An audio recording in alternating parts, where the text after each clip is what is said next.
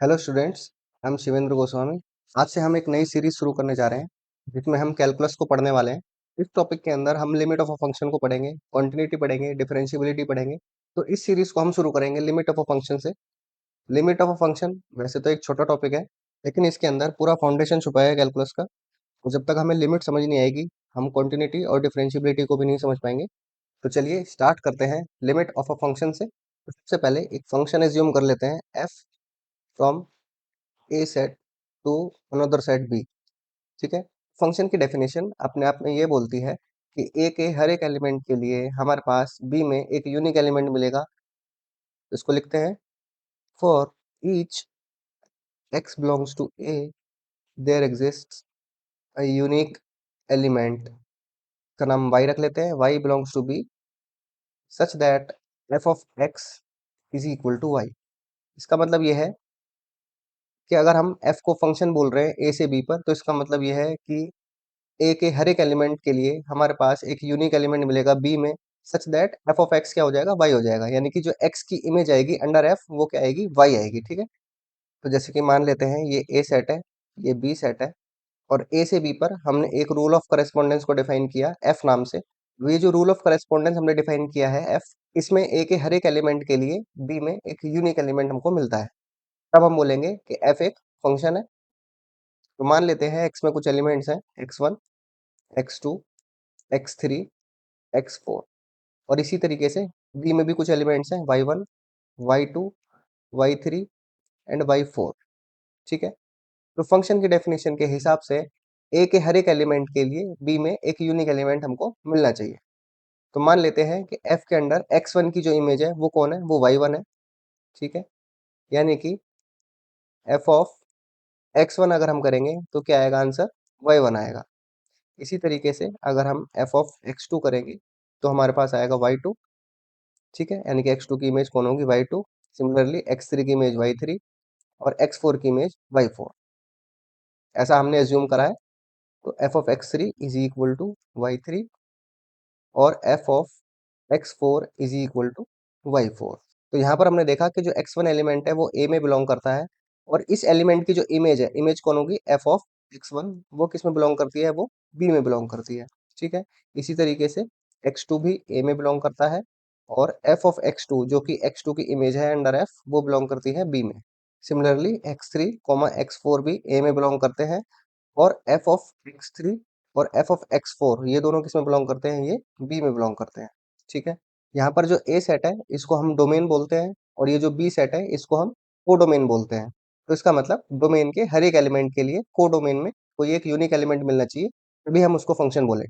चलिए अब सोचिए कि जैसे एक्स है हमारे पास, अगर वो किसी एक नंबर ए को अप्रोच करता है, अप्रोच करने से हमारा ये मतलब है कि जो एक्स की वैल्यू है वो कभी भी ए नहीं होगी, पर ए के बहुत क्लोज होगी। यानी कि ए ऑलमोस्ट ए हो जाएगी, बट कभी भी ए को अटेन नहीं करेगी।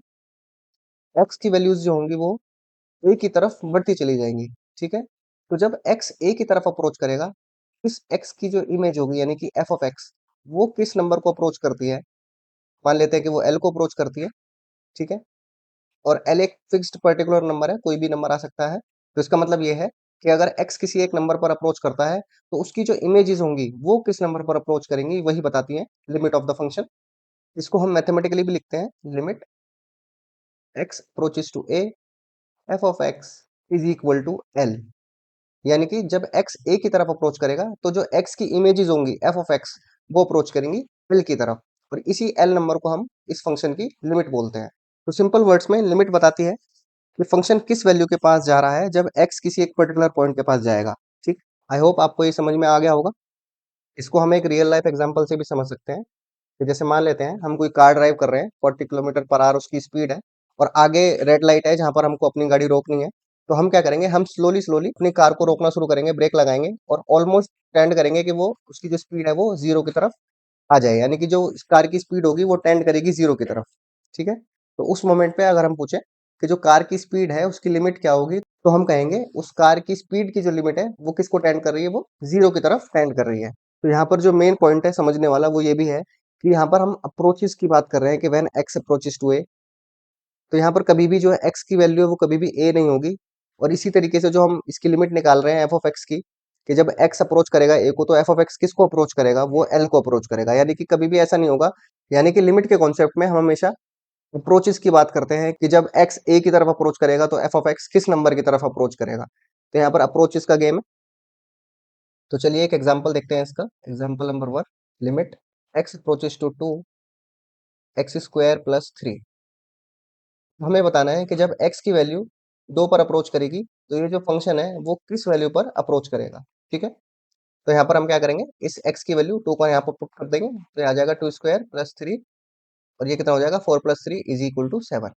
यानी कि जब x 2 पर अप्रोच करेगा तो ये फंक्शन 7 को अप्रोच करेगा। ठीक है, एक और एग्जांपल देखते हैं।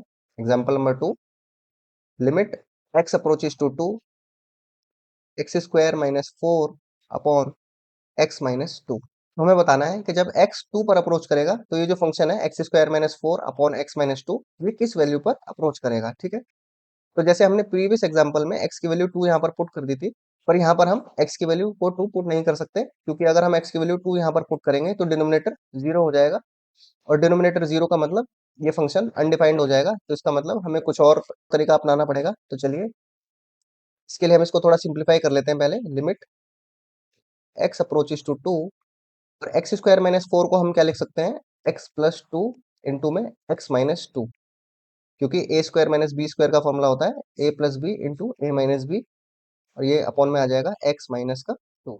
और अब हम देख रहे हैं कि जो x माइनस 2 से x माइनस 2 कैंसिल हो जाएगा, ये बचेगा limit x approaches to 2 x plus 2। तो अब जो क्वेश्चन था वो क्वेश्चन इसमें सिंप्लीफाई हो गया है कि जब x 2 को अप्रोच करेगा तो x प्लस 2 किस नंबर को अप्रोच करेगा, जो कि आंसर कितना आ जाएगा, 4 आ जाएगा। ठीक है, आई होप आपको समझ में आ रहा होगा। तो ये कुछ बेसिक एग्जांपल है जिससे आपको लिमिट ऑफ अ फंक्शन की फीलिंग आएगी कि किस तरीके से हम किसी फंक्शन की लिमिट निकाल रहे हैं, और लिमिट ऑफ अ फंक्शन से हमारा क्या मतलब है। ठीक है, इस लेक्चर में इतना ही। Thank you for watching.